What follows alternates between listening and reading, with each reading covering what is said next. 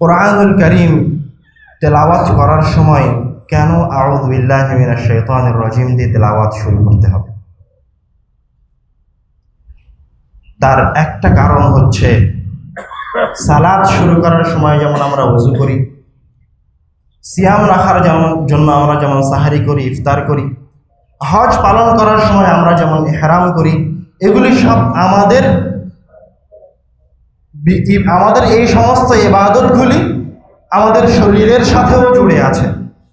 এই ইবাদতে আমাদের শরীরের অঙ্গ প্রত্যঙ্গগুলি অংশগ্রহণ করে এবং এগুলো শুরু করার জন্য সালাতের জন্য ওযু করার প্রয়োজন হয়, সিয়ামের জন্য সাহারি ইফতার করার প্রয়োজন হয়, হজ্জের জন্য ইহরাম বাঁধার প্রয়োজন হয়। তো কোরআনুল কারীম হচ্ছে মহান কিতাব এবং কোরআনুল কারীম আপনার শরীরের ইবাদত নয়, বরং কি কোরআনুল কারীম মূলত আপনার ব্রেনকে নিয়ে খেলে। কোরআনুল কারীম আপনার ব্রেনকে নিয়ে, বিবেককে নিয়ে, ইলমকে নিয়ে কথা বলে।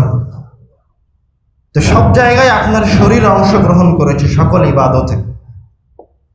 তো সকল ইবাদতগুলি করার সময় আপনি পবিত্রতা অর্জন করছেন, আর কোরআনুল কারীম তেলাওয়াত করার সময় আপনার বিবেক, আপনার মনোযোগ, আপনার পূর্ণ মস্তিষ্ক কোন দিকে?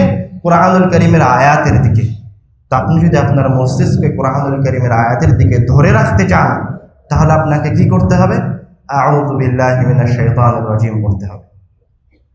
আরও একটা কারণের দিকে যদি যাই, তাহলে আমাদেরকে আদম আলাইহিস সালাতু ওয়াস সালামের সৃষ্টির ওই ঘটনার দিকে ফিরে যেতে হবে, যেই জায়গায় আল্লাহ রাব্বুল আলামিন সূরা বাকারার 30 থেকে 34 নম্বর আয়াতে বিস্তারিত বলেছেন, আল্লাহ রাব্বুল আলামিন আমাদেরকে তুচ্ছ মাটি দিয়ে সৃষ্টি করেছেন, আর সবার চেয়ে বেশি সম্মানিত করেছেন ইলমের মাধ্যমে। তুচ্ছ মাটি দিয়ে সৃষ্টি করেছেন আর সবার চেয়ে বেশি সম্মানিত করেছেন ইলমের মাধ্যমে। এমনকি আমাদেরকে মালায়েকারা, ফেরেশতারা সিজদা করেছেন, আর শয়তান সিজদা করতে আল্লাহ রাব্বুল আলামিনের নির্দেশকে অমান্য করেছে, বলেছে আপনি তাকে মাটি থেকে সৃষ্টি করেছেন আর আমাকে আগুন থেকে সৃষ্টি করেছেন, আমি ওকে সিজদা করব না। বিনিময়ে আল্লাহ রাব্বুল আলামিন শয়তানকে আসমান থেকে বের করে দিয়েছেন। তো শয়তানের যে একটা শত্রুতা আপনার সাথে, সেই শত্রুতা কখন থেকে শুরু হয়েছে? যখন থেকে আপনাকে সৃষ্টি করা হয়েছে তখন থেকে। শয়তান আপনার প্রথম শত্রু, আর শয়তানের সবচেয়ে বড় শত্রু হচ্ছে আপনি। শয়তান শত বছর তপস্যা করে, প্রচেষ্টা করে ঈসা আলাইহিস সালাতু ওয়াস সালামের পরে শত বছর চেষ্টা করে আইয়ামে জাহেলিয়াত নিয়ে এসেছে, অন্ধকার দিন নিয়ে এসেছে, অসংখ্য ভ্রষ্ট আকীদা নিয়ে এসেছে, শিরক নিয়ে এসেছে, মানুষকে বিনষ্ট করে দিয়েছে, জাহান্নামের দিকে নিয়ে চলে এসেছে। আর কোরআনুল কারীম এসে এই শয়তানের এই পরিকল্পনাকে, এই সুদূর প্রসারী পদক্ষেপকে, শত বছরের পরিশ্রমকে কোরআনুল কারীম এসে কয়েক বছরের মাঝে ছিন্ন বিচ্ছিন্ন করে দিয়েছে, ভেঙে চুরমার করে দিয়েছে। কিভাবে? কোরআনুল কারীমের ইলমের মাধ্যমে। এই জন্য কোরআনুল কারীম হচ্ছে শয়তানের সবচেয়ে বড় শত্রু। যেই জিনিস আপনার যত বেশি উপকার দিবে, ওই জিনিস শয়তানের জন্য তত বড় শত্রু। এটা আপনাকে বুঝতে হবে। এই জন্য আল্লাহ রাব্বুল আলামিন বলছেন, যখন তুমি কোরআনুল কারীম তেলাওয়াত করো, তখন আগে শয়তানের কাছ থেকে, আল্লাহ রাব্বুল আলামিনের নিকটে শয়তান থেকে আশ্রয় চাও। বলো আউযু বিল্লাহি মিনাশ শাইতানির রাজিম। এবং আল্লাহ রাব্বুল আলামিন কোরআনুল কারীমে বলছেন, ফাইদা ক্বারাতাল কুরআনা ফাস্তাইয বিল্লাহি মিনাশ শাইতানির রাজিম। যখন তুমি কোরআন তেলাওয়াত করছো, তখন তুমি বলো, হে আল্লাহ, আপনি আমাকে বিতাড়িত শয়তান থেকে আশ্রয় প্রদান করুন। এই বিতাড়িত, নিকৃষ্ট, কুমন্ত্রণা দানকারী শয়তান থেকে আমাকে বাঁচান। ইমাম ইবনুল কাইয়িম রাহিমাহুল্লাহ বলছেন, কোরআনুল কারীম মানুষের অন্তরে ঈমানের বীজ বপন করে, হেদায়াতের বীজ বপন করে, ইলমের বীজ বপন করে, যেটা মানুষের অন্তরে একটি জান্নাতকে সৃষ্টি করবে, মানুষকে হেদায়াতের পথে নিয়ে যাবে। আর শয়তান এই হেদায়াতকে, এই ইলমকে, সব কিছুকে জ্বালিয়ে পুড়িয়ে ছারখার করে দেওয়ার জন্য বসে থাকে। তো কেউ যদি চায় তার এই ইলম, তার এই হেদায়াত বজিয়ে রাখতে চায়, কেউ যদি এগুলি তার অন্তরে লালন পালন করতে চায়, তাহলে থেকে আউযু বিল্লাহি মিনাশ শাইতানির রাজিম বলতে হবে। তাহলে শয়তান তার অন্তরের ঈমানকে, এই হেদায়াতকে, এই ইলমকে নষ্ট করতে পারবে না। এখন আমরা আসি আউযু বিল্লাহি মিনাশ শাইতানির রাজিম এই বাক্যের দিকে। আউযু বিল্লাহি মিনাশ শাইতানির রাজিম এই বাক্যটা কোরআনুল কারীমের আয়াত নয়। কোরআনুল কারীমের আয়াত কি? ফাস্তাইয বিল্লাহি মিনাশ শাইতানির রাজিম, এটা হচ্ছে কোরআনুল কারীমের আয়াত। আল্লাহ রাব্বুল আলামিন বলছেন, তুমি শয়তান থেকে আমার নিকটে আশ্রয় চাও। তো এই জায়গায় প্রথম শব্দ যেটা, সেটা হচ্ছে আউযু। আউযু শব্দের অর্থ কি? আউযুর মাঝে কি লুকিয়ে আছে? আল্লাহ রাব্বুল আলামিন বলছেন ইস্তাইয, আর আমি বলছি আউযু। এই দুইটা শব্দের মাঝে পার্থক্য হচ্ছে, প্রথম শব্দে আলিফ সিন তা যুক্ত আছে, আর আমি যেটা বলছি আউযু, এই শব্দে আলিফ সিন তা যুক্ত নেই। আমাকে বলতে হতো আস্তাইযু আলিফ সিন তা যুক্ত করে, কিন্তু আমি বলছি আউযু। কেননা আল্লাহ রাব্বুল আলামিন বলছেন ইস্তাইয, সুতরাং এই অনুমতি আল্লাহ রাব্বুল আলামিন প্রদান করছেন, সাহায্য চাইতে বলছেন। আল্লাহ রাব্বুল আলামিন এই জায়গায় দুইটা নির্দেশ দিয়ে রেখেছেন, একটা হচ্ছে ইলতিজা আর একটা হচ্ছে ইতিসাম। তো এই দুইটি নির্দেশকে যদি আমি প্রতিপালন করতে চাই, তাহলে আমাকে আস্তাইযু না বলতে হবে আউযু। আরও স্পষ্ট করে যদি বলি, তাহলে আমরা যখন আল্লাহ রাব্বুল আলামিনের কাছে ক্ষমা প্রার্থনা করি, তখন বলি আস্তাগফিরুল্লাহ, আল্লাহ আমি আপনার কাছে ক্ষমা চাচ্ছি। আমরা যখন ইস্তিখারার সালাত আদায় করি, তখন আমরা বলি আস্তাগফিরুল্লাহ, মানে হে আল্লাহ আমি আপনার কাছে সঠিক সিদ্ধান্তের জন্য সাহায্য চাচ্ছি, আমার জন্য যেটা কল্যাণ সেটা আপনাকে জানিয়ে দিন। কিন্তু আমরা যখন আল্লাহ রাব্বুল আলামিনের কাছে শয়তান থেকে আশ্রয় চাচ্ছি, তখন বলছি আউযু, আস্তাইযু বলছি না। কেন? এটাই হচ্ছে প্রশ্ন, এটাই বোঝা লাগবে। হয়তোবা এই জায়গায় অনেক শব্দ, অনেক বাক্য, আমার অনেক কথা আপনারা বুঝতে পারবেন না, কেননা এগুলি আরবির সাথে সংশ্লিষ্ট। তারপরেও পারতপক্ষে যতটুকু সম্ভব বাংলা ভাষায়, সাবলীল ভাষায় বলে যাওয়ার চেষ্টা করব। কিছু শব্দ বুঝতে পারবেন, কিছু বুঝতে পারবেন না, এরকম হবে স্বাভাবিক। কিন্তু এটা আল্লাহ রাব্বুল আলামিনের আয়াতের, কোরআনের তাফসীর, বোঝার চেষ্টা করেন। ইনশাআল্লাহ 100% না বুঝতে পারলেও যদি 50% বুঝতে পারেন, তবুও এর বিনিময়ে আল্লাহ রাব্বুল আলামিন আপনাকে দান করবেন। এর বিনিময়ে আপনি আল্লাহ রাব্বুল আলামিনের নিকটে তার সামনে বসে যখন কোরআন তেলাওয়াত করবেন, তখন যেই বৈশিষ্ট্যের কথা আল্লাহ রাব্বুল আলামিন বলেছেন, সেই বৈশিষ্ট্য আপনি গ্রহণ করতে পারবেন। আল্লাহ রাব্বুল আলামিনের সামনে কাঁদতে পারবেন কোরআন তেলাওয়াত করা অবস্থায়। কোরআন তেলাওয়াত করতে করতে সিজদায় অবনত হতে পারবেন। কোরআন তেলাওয়াত করতে করতে আপনার চক্ষু দিয়ে অশ্রু আসবে। আমরা বলেছি আউযু শব্দ উচ্চারণ করলে এই জায়গায় দুইটি অর্থ থাকে, একটা হচ্ছে ইলতিজা আর একটা হচ্ছে ইতিসাম।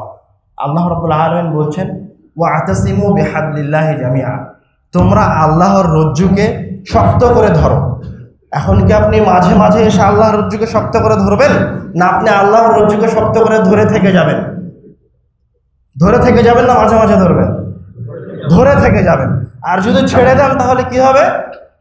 পড়ে যাবেন মানে কিসে পড়ে যাবেন? শয়তানের ফাঁদে পড়ে যাবেন। মানে কিসে পড়ে যাবেন? শিরকের মাঝে পড়ে যাবেন। মানে কিসে পড়ে যাবেন? বিদআতের মাঝে পড়ে যাবেন। অর্থাৎ ইতিসাম মানে হচ্ছে পড়ে যাওয়া থেকে রক্ষা পাওয়া। আর ইলতিজা শব্দের অর্থ হচ্ছে বিপদে পড়েছি, অনেক বড় পাপ করে ফেলেছি, তো আল্লাহ রাব্বুল আলামিনের কাছে আশ্রয় যাচ্ছেন।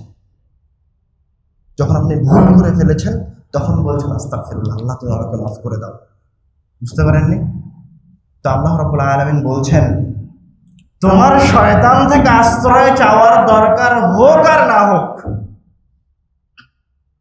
তুমি এটা জানো আর না জানো, শয়তান তোমাকে কিভাবে কুমন্ত্রণা দিচ্ছে, তুমি তার কুমন্ত্রণায় পতিত হয়েছ কি হওনি সেটা বড় বিষয় নয়। তুমি সদা সর্বদা যখনই কোরআন তেলাওয়াত করবে তখনই তুমি কি বলবে? আল্লাহ রাব্বুল আলামিনের কাছে ফিরে আসবে, তার ছায়াতলে থাকবে, তার রজ্জুকে আঁকড়ে ধরে থাকবে, সবসময় বলবে, হে আল্লাহ, আপনি আমাকে শয়তান থেকে আশ্রয় দান করুন। কেন আমরা এভাবে বলবো? কেন ইলতিজা, আশ্রয় এবং ইহতিসাম, পড়ে যাওয়া থেকে রক্ষা পাওয়া, শয়তানের ওয়াসওয়াসা থেকে রক্ষা পাওয়ার জন্য এভাবে আমাদেরকে বলতে হবে? আরেকটু স্পষ্ট করে দেই কেন এভাবে বলতে হবে।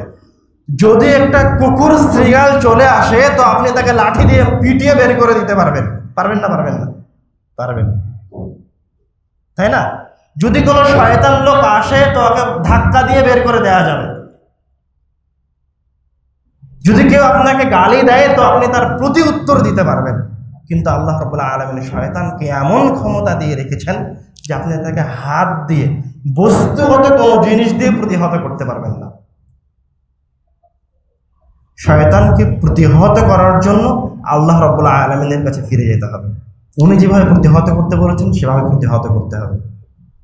শয়তান আপনার শিরায় উপশিরায় চলতে পারে, শয়তান আপনার অন্তরে ঢুকে যেতে পারে।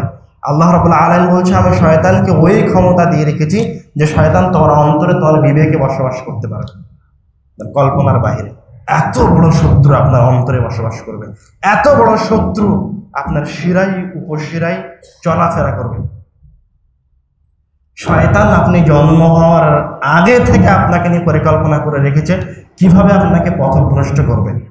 যখন আপনি আপনার পিতার পাঁজরে শুক্রকীট হয়েছিলেন তখন থেকে শয়তান আপনাকে নিয়ে পরিকল্পনা করে রেখেছে।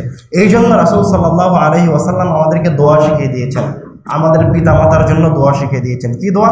আল্লাহুম্মা জান্নিবনা শাইতানা ওয়া জান্নিবিশ শাইতানা মা রাযাকতানা। হে আল্লাহ, আপনি আমাকে আর আমার স্ত্রীকে শয়তান থেকে আশ্রয় প্রদান করুন, এবং আমার স্ত্রীর মিলনের মাধ্যমে যেই সন্তান এই দুনিয়াতে আসবে তাকে আপনি শয়তানের ওয়াসওয়াসা থেকে পরিত্রাণ দান করুন। শয়তান যতটা দ্রুত, শয়তান যতটা শক্তিশালী, রাসূল সাল্লাল্লাহু আলাইহি ওয়াসাল্লাম তার শক্তিকে প্রতিহত করার জন্য ওইভাবে আমাদেরকে দোয়া শিখিয়ে দিয়েছেন, ওইভাবে আমাদেরকে কুরআনুল কারীমের আয়াত শিখিয়ে দিয়েছেন। আপনারা কি আমার কথা বুঝতে পারছেন? এই জন্য যদি মনে করেন যে আমার সন্তান যেটা আসবে সে যেন কল্যাণের উপরে থাকে, তাহলে আপনাকে মিলনের সময় এই দোয়া তেলাওয়াত করতে হবে, এই দোয়া পাঠ করতে হবে। তাহলে শয়তান থেকে আপনার সন্তানকে আশ্রয় প্রদান করা হবে। আপনি লাঠি দিয়ে শয়তানকে তাড়াতে পারবেন না, গালি দিয়ে শয়তানকে তাড়াতে পারবেন না। শয়তান আপনার শিরায় উপশিরায় চলাফেরা করতে পারে। আর যখন কুরআনুল কারীম তেলাওয়াত করছেন তখন আপনার বিবেক, আপনার মস্তিষ্ক মহান রব্বুল আলামিনের কিতাবের দিকে একাগ্রতার সাথে তার কিতাবের প্রত্যেকটা আয়াতকে শ্রবণ করার জন্য পরিপূর্ণ মনোযোগী হতে হবে। এই জন্য আপনাকে সবার আগে আপনি মনোযোগী থাকতে পারেন, এই জন্য বলতে হবে আউযু, প্রতিপালক তোমার কাছে ফিরে এসেছি, তোমার কাছে আশ্রয়ে যাচ্ছি। আশা করছি আউযু শব্দটা বুঝতে পেরেছেন। এবার আসি বিল্লাহ। আল্লাহ শব্দটার কিছু বৈশিষ্ট্য রয়েছে। আল্লাহ হচ্ছে আমরা যার ইবাদত করি তার নাম। আল্লাহ ওই শব্দ, যেই শব্দ পৃথিবীতে কোনো ইলাহ, কোনো মাবুদের জন্য ব্যবহার করা হয়নি, শুধুমাত্র প্রতিপালকের জন্য আল্লাহ শব্দকে ব্যবহার করা হয়েছে।